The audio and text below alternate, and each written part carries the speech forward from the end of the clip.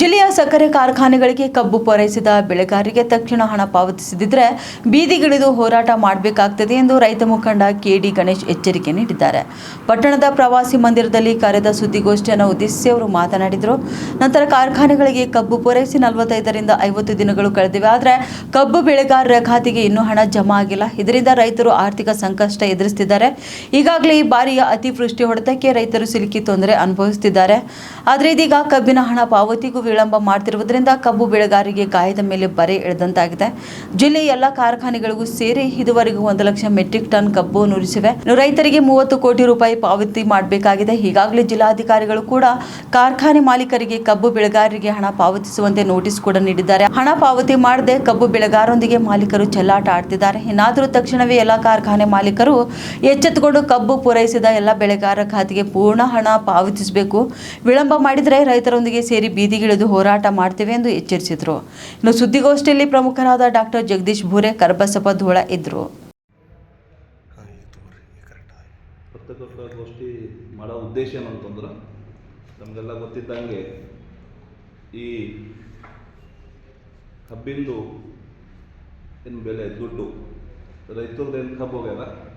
ಸುಮಾರು ಬೀದರ್ ಜಿಲ್ಲೆದಾಗ ಯಾವುದು ಫ್ಯಾಕ್ಟ್ರಿಗಳು ಅವರಿಗೆ ಪೇಮೆಂಟ್ ಮಾಡಿಲ್ಲ. ಸುಮಾರು ಮಹಾತ್ಮ ಗಾಂಧಿ ಇರ್ಬೋದು, ಗೌರಿ ಶುಗರ್ ಫ್ಯಾಕ್ಟ್ರಿ ಇರ್ಬೋದು, ಯಾವುದೇ ಫ್ಯಾಕ್ಟ್ರಿದವರು ಸುಮಾರು 50 ದಿನ ಮೇಲ್ಗಡೆ ಯಾರು ಕೂಡ ಪೇಮೆಂಟು ಯಾವುದು ಫ್ಯಾಕ್ಟ್ರಿದವ್ರು ಮಾಡ್ತಾಯಿಲ್ಲ. ಸುಮಾರು ವರ್ಷಿಗೆ ಏನಾಯ್ತಿತ್ತು ಅಂದ್ರೆ 15 ಡೇಸ್ 15 ದಿವಸ ಒಳಗಡೆ ಎಲ್ಲ ಪೇಮೆಂಟ್ ಆಯ್ತಿತ್ತು ರೈತರು. ಈ ಸಲ ಸುಮಾರು 50 ದಿನ ಆಯಿತು, ಯಾವುದು ಪೇಮೆಂಟ್ ಆಗ್ತಾಯಿಲ್ಲ. DC ಅವರು ಕೂಡ ನೋಟಿಸ್ ಕೊಟ್ಟಾರೆ ಎಲ್ಲ ಫ್ಯಾಕ್ಟ್ರಿ ಮಾಲೀಕರಿಗೆ. ಅದ್ರ ಪ್ರತಿ ಉತ್ತರ ಕೂಡ ಕೊಡಲಾಕ ಅವರಿಗೆ ಅರ್ಹತೆ ಇಲ್ಲ. ಯಾಕಂದ್ರೆ ಅವ್ರಿಗೆ ಹಂಚಿಕೆನಿಲ್ಲ, ಭಯನೇ ಇಲ್ಲ.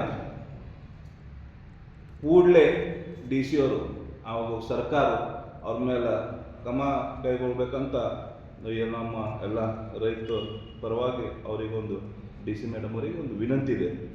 ತಾವು ನೋಡ್ಬೋದು, ಯಾಕಂದ್ರೆ ನಾವು ಸಣ್ಣ ಫಿಗರ್ ನೋಡೋಲ್ಲ, ಇದು ಭಾಳಷ್ಟು ದೊಡ್ಡ ಫಿಗರ್ ಇದೆ. ಇದ್ರಾಗೂ ಕೂಡ ಫ್ಯಾಕ್ಟ್ರಿ ಮಾಲಕರದ್ದು ಒಂದು ಭಾಳ ದೊಡ್ಡ ಷಡ್ಯಂತ್ರ ಅಂತ ಏನು ಅಂತಂದ್ರೆ, ಎಲ್ಲರೂ ಒಬ್ಬೊಬ್ಬರು 1 ಲಕ್ಷ DC ಅವರು 2900 ರೂಪಾಯಿ ಬೆಲೆ ನಿಗದಿ ಆಗಿದೆ.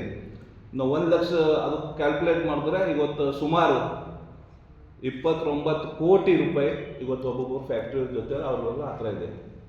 ಇವತ್ತು ನಾವು ಸುಮ್ಮನೆ ಒಂದು ಟ್ರಾನ್ಸಾಕ್ಷನ್ ನೋಡಿದ್ರೆ ಇವತ್ತು 30 ಕೋಟಿ ಮೇಲ್ಗಡೆ ರೈತರು ರೊಕ್ಕ ಅವ್ರಿಗೆ ಕೊಂಡಾರ. ಇವತ್ತು ಬ್ಯಾಂಕಿನ ಬಡ್ಡಿದಾಗ ನಾವು ಕನ್ವರ್ಷನ್ ಮಾಡಿ ನೋಡಿದ್ರೆ ಕಡೆ ಒಂದು ತಾರತಮ್ಯ ಈ ಬೀದರ್ ಜಿಲ್ಲೆ ಮೇಲೆ ಆಗ್ತಾ ಇದೆ. ರೈತರಿಗೆ ಇವತ್ತು ಭಾಳಷ್ಟು ಸಂಕಷ್ಟ ಆಗಿದೆ. ಇವತ್ತು DCC ಬ್ಯಾಂಕ್ ಇರ್ಬೋದು, ನಮ್ಮ ತಾಯಿಯಂದವರು ಭಾಳಷ್ಟು ಸಂಕಷ್ಟ ಆಗಿದೆ. 2,500 ರೂಪಾಯಿ ಸಲಕ್ಕೆ ಇವತ್ತು ಅವ್ರು ಕಷ್ಟಪಡ್ಲತ್ತಾರೆ. 100 ರೂಪಾಯಿ ಸಲಕ್ಕೆ ಇವತ್ತು DCC ಬ್ಯಾಂಕ್ ಒಳ್ಳೆ ರೀತಿಯಿಂದ ಅವ್ರಿಗೆ ಸಾಲ ಕೊಡ್ತಿತ್ತು. ಏನೋ ಒಂದು ಮನ್ಯಾಗ ಸಣ್ಣ ಪುಟ್ಟ ಇದ್ದಿನಾಗ ಅವರು ಏನೋ ಒಂದು ವ್ಯವಹಾರ ಮಾಡ್ಕೋತಿರು. ಇವತ್ತು ಆ ವ್ಯವಹಾರ ಕೂಡ ನಿಂತು ಹೋಗಿದೆ. ಎಲ್ಲ ಕಡೆಯಿಂದ ಇವತ್ತು ರೈತರು ಭಾಳಷ್ಟು ಸಂಕಷ್ಟ ಆಗಿದೆ. ಆತ್ಮಹತ್ಯೆ ಮಾಡ್ಕೊಂಬಂತ ಪರಿಸ್ಥಿತಿ ಬಂದದ್ದು ಇವತ್ತು ಬೀದರ್ ಜಿಲ್ಲೆದಾಗ. ಅದು ಸಲಕ್ಕೆ ದಯವಿಟ್ಟು ಎಲ್ಲರೂ ತಾವು ಹೇಳಿ, ನಂಗೆ ಈಗ ಎಲ್ಲ ಸಂಘಟನೆ ರೈತ ಸಂಘಟನೆದವರು ಎಲ್ಲಿ ಹೋಗೋದು ಗೊತ್ತಿಲ್ಲ, ಮಾಯ ಆಗಿಬಿಟ್ಟಾರ. ಬೀದರ್ ಜಿಲ್ಲಾ ರೈತ ಸಂಘ ಮೋರ್ಚಾದವ್ರು ಎಲ್ಲ ಮಾಯ ಆಗಿಬಿಟ್ಟಾರ. ದಯವಿಟ್ಟು ಒಂದು ಕನ್ನಡ ಪರ ಸಂಘಟನೆಗಳು, ದಲಿತ ಪರ ಸಂಘಟನೆಗಳು ಹಾಗೂ ಮತ್ತು ನಮ್ಮ ಮರಾಠ ಸಮಾಜ, ಸಂಭಾಜಿ ಬ್ರಿಗೇಡ್ ಇರ್ಬೋದು, ಟಿಪ್ಪು ಸುಲ್ತಾನ್ ಇರ್ಬೋದು, ಎಲ್ಲ ನಮ್ಮ ಸಂಘಟನಾದವ್ರಿಗೆ ನಾವು ವಿನಂತಿ ಕೇಳ್ತೀನಿ, ತಾವು ಮುಂದೆ ಬಂದು ರೈತರ ಪರವಾಗಿ ತಾವು ಹೋರಾಟ ಮಾಡಬೇಕು. ಈ ದೇಶ, ಭಾಷಾ, ನೆಲೆ, ಜಲೆ ಸಲಕ್ಕೆ ತಾವು ಹೋರಾಟ ಮಾಡಿರಿ, ರೈತರ ಸಲಕ್ಕೆ ಒಂದ್ಸಲ ತಾವು ಹೋರಾಟ ಮಾಡ್ಬೇಕಂತ ಎಲ್ಲ ಒಂದು ನಮ್ಮ ಸಂಘಟನಾ ಪ್ರಮುಖರಿಗೆ, ಅಧ್ಯಕ್ಷರಿಗೆ ಒಂದು ವಿನಂತಿ ಇದೆ ನಂದು.